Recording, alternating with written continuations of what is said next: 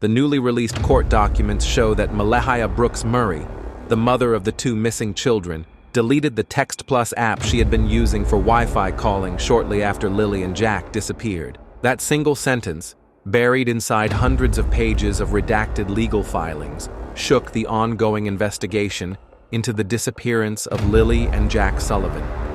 Why would a desperate mother, in the immediate aftermath of her two children vanishing, choose to delete a communication app?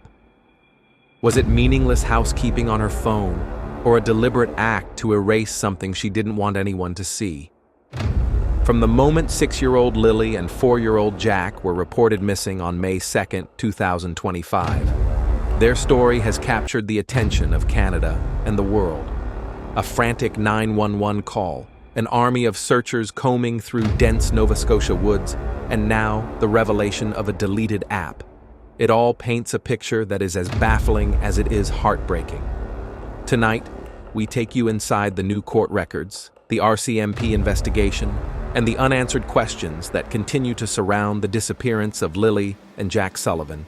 It was just after 10 a.m. on a quiet Friday in Lansdowne Station, a rural pocket of Nova Scotia located 140 kilometers from Halifax. At 10:01 a.m., a 911 call came through. On the other end of the line was their mother, Malehya Brooks-Murray, her voice trembling as she told dispatchers that Lilly and Jack had wandered away from the home. 26 minutes later, at 10:27 a.m., the first RCMP officers pulled into the driveway. What they found was unsettling in its simplicity. No broken doors, no forced windows, no overturned furniture, just silence. The two children had seemingly vanished into thin air. The search was immediate and massive. Within hours, grid teams were combing through 8.5 square kilometers of thick forest. Helicopters thundered overhead. Drones scanned treetops. Search dogs scoured creek beds and abandoned wells. Volunteers in bright orange vests tramped through brush, their shouts echoing in the trees. By late afternoon, a potential clue surfaced. Relatives discovered a pink blanket on Lansdowne Road. Police seized it, photographed it, and released dogs to track the scent, but nothing. Later, another piece of the same blanket appeared in a garbage bag at the end of the family's driveway. Malehya explained it was Lily's old LOL doll blanket, once used to block a draft in the door and then tossed away. But to others, it raised questions. If it was truly discarded a week earlier, why did part of it show up down the road, on the very day the children went missing? Then came the discovery of a boot print along a pipeline trail. RCMP confirmed it matched Lily's size 11 boot. Did this mean the children had wandered into the woods? Or was it an old print, a red herring in an already confusing puzzle? By nightfall, the reality sank in. Lilly and Jack had not been missing for minutes. They had been gone for an entire day. Investigators needed to know what happened in the 48 hours before the children vanished. Court records detail an almost minute-by-minute account. On April 30th, the family of 5, Malehya, Daniel Martel, Baby Meadow, and the 2 children, visited Malehya's grandmother's house to do laundry. At 3 p.m., Malehya left with the baby to register her car's license plate, leaving Daniel with Lilly and Jack. Later, they reunited, stopped for gas in Millbrook, and Malehya picked up a vape for Daniel. That night, after grocery shopping, they arrived home at 10:19 p.m. On May 1st, the day before the disappearance, the children did not go to school. This remains one of the most haunting details. Why keep them home? That afternoon, the family drove to New Glasgow. Surveillance cameras captured Lilly and Jack at Dollarama at 2:25 p.m., the last confirmed footage of them alive. That evening, Malehya first told police she tucked the kids into bed at 9 p.m. Later, she corrected herself. It was 10 p.m. She described hearing them laughing and giggling as she drifted to sleep. At some point, the sound stopped. Hours later, she dialed 911. Were these just the fuzzy recollections of a stressed mother? Or did the shifting timelines reveal cracks in the story? As search teams scoured the woods, RCMP detectives chased a different trail, the digital one. Between May and July, they filed 12 record access orders. These authorized them to dig through cell phones, GPS data, email accounts, bank records, even file metadata. Every transaction, every text, every ping off a cell tower was analyzed. The goal was clear: reconstruct the exact movements of Malehya and Daniel from May 1st at 2:25 p.m. to May 2nd at 10:27 a.m., when officers arrived at the house. With data cross-checking, investigators could confirm whether their timelines matched reality or exposed lies. And then came the revelation. RCMP discovered Malehya had been using TextPlus, a Wi-Fi calling and messaging app.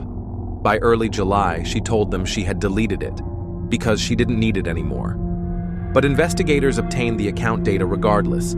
They now had access to chat logs, call histories, and metadata, all of which could confirm who she spoke with and when. The deletion itself became a red flag. Why remove a messaging app in the middle of a crisis? Was it an innocent act of moving on, or an attempt to erase a trail? The court documents include a telling line from RCMP Corporal Charlene Curl.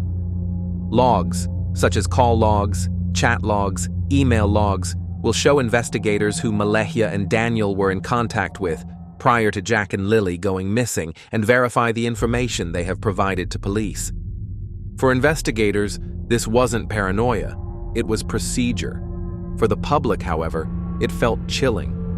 What was in those messages that Malehya didn't want to keep? On May 12th, 10 days after the children vanished, both Malehya and Daniel underwent polygraph examinations with separate officers. According to RCMP filings, they both passed. Daniel later told CBC he requested the test himself, emphasizing he wanted to prove he hadn't harmed the children. Malehya's test was framed differently. RCMP wanted to eliminate her as a suspect in causing her children's disappearance and possible murder. The examiner concluded she was truthful. Others were tested too. On June 10th, Daniel's mother, Janie McKenzie, took the test, but her physiology was not suitable for analysis. On June 12th, the children's biological father, Cody Sullivan, was tested and passed. On July 2nd, maternal grandmother Cindy and her partner Wade Paris also passed. Out of 6 polygraphs, 5 were cleared. But passing a polygraph doesn't erase suspicion, it only complicates it. Meanwhile, contradictions persisted. On the night of May 2nd at 12:45 a.m., Malehya called police again, this time suggesting Cody might have taken the children to New Brunswick. Officers drove to his home at 2:50 a.m. He insisted he hadn't seen them in 3 years. RCMP confirmed his alibi. Later, Daniel expressed surprise, saying he had no idea Malehya had even made that call. Why would she point fingers at Cody without telling Daniel? Why shift bedtimes in her statements? These contradictions don't prove guilt, but they keep investigators uneasy. Outro. Months later, the children are still missing.